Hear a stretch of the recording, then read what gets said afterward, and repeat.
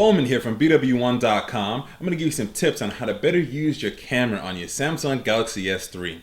So we had a really popular video and post which was camera tips for the Samsung Galaxy S2. Now it's time to do some tips for the Galaxy S3. Obviously one of the more popular Android phones out right now with a great 8 megapixel camera with 1080p HD video capture and flash and also zero shutter lag.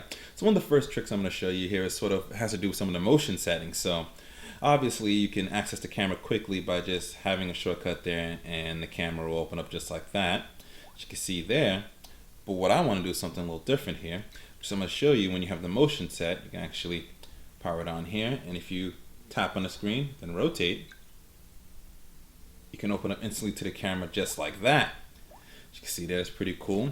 And for most of you, this is what your basic camera settings are going to look like if you haven't changed anything around. So most people usually don't change the camera settings around, but I'm going to show you how to just use it a little bit better to really get good high quality out of it, because this basically has the same functions that you would get out of a standard digital camera for the most part. So this is an 8 megapixel mode here, which is cool. Good for most pictures out here. Let's actually take a picture of something here. We'll use this Galaxy S3 case here from Cydia, and easily snap a shot here. You can actually tap the focus. You do that. You'll see that it'll turn green here, letting you know that it's got the best focus available. Let's try to focus on the Cydia wording there. And you can either just tap real quick to take a picture like that, or to try and focus. Again, this is sort of a two-stage camera software camera button here. You can hold it down. Oh, sorry. Let's try that again. See, the green comes up. Let it go. Snaps the shot right away like that, and you'll see a shot sort of snap right there at the bottom as you take them there. So that's pretty much how you take a picture there, but let's talk about some of the more customization that you can do. So let's take a look here. Here on the side you have a little short icons here for quick access to the front-facing camera, flash, your different shooting modes here. There's a ton of them here that you can obviously do. And you have, we'll go into some of those in a second. You have different focus modes, but settings that we really want to focus on here. And one of the first things I like to change here, and besides a few things here from anti-shake, guidelines, GPS tags, storage options and such, I like to change the resolution to, instead of 8 megapixels, the widescreen option, which is 6 megapixels, which is still just as good. And what I like about it is you can fit more into the picture, and it's really good for uploading to the web. The 8 megapixels is also good, but that's really more for like if you're going to end up printing it out, which most people aren't going to be doing with their photos. You're really going to be uploading it to Facebook and Twitter and such there. So it's one of the things I like to change. Also, what I like to do is I like to customize these shortcuts here. So we'll go and edit shortcuts. Let's go back there one more time. As you can see there, you have different options to choose from. So let's say I want to have the timer ready and available. I can put there at the top. I want my ability to change my resolution a little bit quicker there. And I can rearrange these icons around if I want to have that autofocus there at the bottom, and the shooting options there at the switch them around basically, as you can see there. But let's say I still want to have the flash available. I'll switch that onto there, and you can set it just like that, so you can get real cool, customize it out to as you like here. Speaking of these settings here, let's actually just go back here and actually add that shortcut that's missing that I want, which is the shooting modes. Add that right there. Glad I left that there. Go through some of the shooting modes. We saw single shot. You also have burst shot, which is pretty cool. Two options here. If you do burst shot, you just hold the button down just like that. It's going to take 20 shots in a row there. It's going to save all 20 of those shots here, and you can be able to see them all through. It's really cool for action shots and stuff like that. As you can see, I'm moving around here. It doesn't get the best focus, but if, like I said, if you're doing anything like movement and stuff like that, it's a quick way to try to capture it to get a good shot. Now, if you turn on best shot, as you see right there, pretty cool with that is that it'll take 8 shots and it'll actually try to figure out which one is the best shot. So let's actually swing in this other case here. And what I'll do is I'll actually do some motion as well too at the same time. I'll kind of move the camera around. Alright, takes those 8 shots there. Now it's going to try and figure out which one is the best one. You see there, you see a little thumbs up there. That means that's what it figures is the best shot. You can either agree with it. You can also add other best shots as well too by just tapping and holding down. If you don't agree if that's the best shot, you can remove it just by tapping and holding down. Removes the thumbs up. You can have as many as you want. So let's say you figure that's the best shot and that's the one that you want to keep and the only one you want to keep. Just hit done. It's going to delete all the other pictures and save that one particular photo. So it's pretty cool there to that's what I'm saying. It's not another action shot, just to get the best shot possible. I like that feature there. And then another thing we can do is you have HDR, you have smile shot, beauty, panorama, which is pretty cool, panoramic shot. So we'll start from sort of this end here. You just snap the picture and you try to line the boxes up accordingly to get the panoramic shot there. And you can go up, I think, a little farther there than that. Let me see if I can get one more to line up here.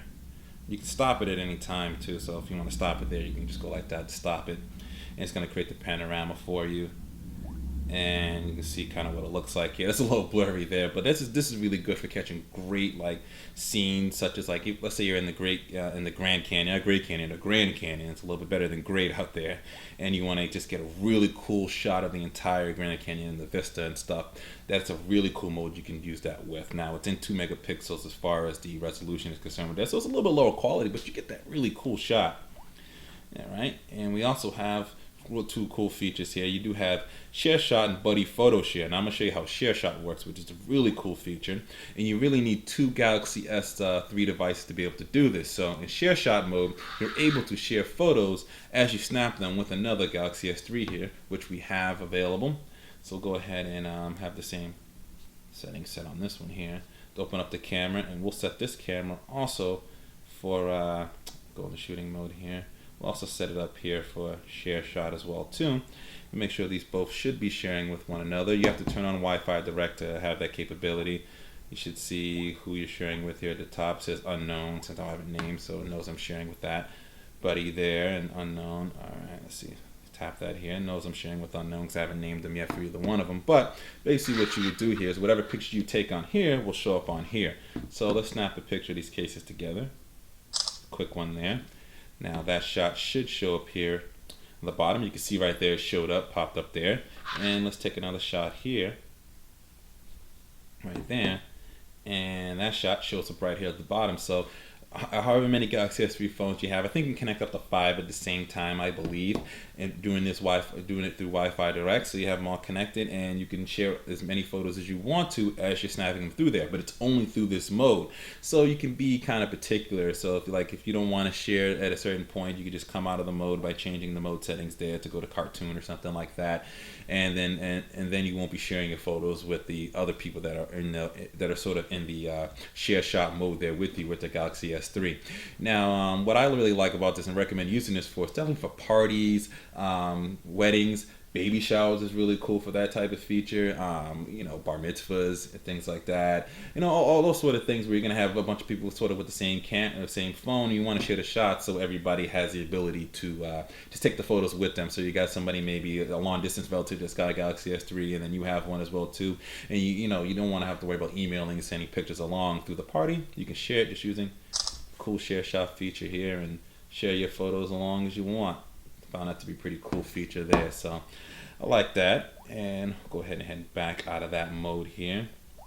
What we'll do here is we'll go back up. We'll change that back to let's see, we're out of share shot here. Another thing I want to show you here is the video. Video is pretty cool. Video obviously in 1080p here, and you can do the same sort of edit shortcut settings as well too to move those around. And it's just simple as just dragging and dropping like that, just change those around here. And you can add more to it as well too. It don't start top of 3, but you can have the row of 4. And what's cool about this is as you're recording video, you can snap pictures at the same time. So you can snap those pictures as long as you can see there. That's pretty cool. This is really cool. Once again, like I said, for weddings or baby's first steps, you want to take pictures as you're recording at the same time as well too. It's really cool to be able to do that. All sorts of cool stuff for just get your friend failing on camera, and you have video and pictures as well at the same time to instantly share along. So it's pretty nice to have that as well. So that's pretty much the camera there itself. You do have a front-facing camera, record to 720p. Some of the similar options are available as there as well too.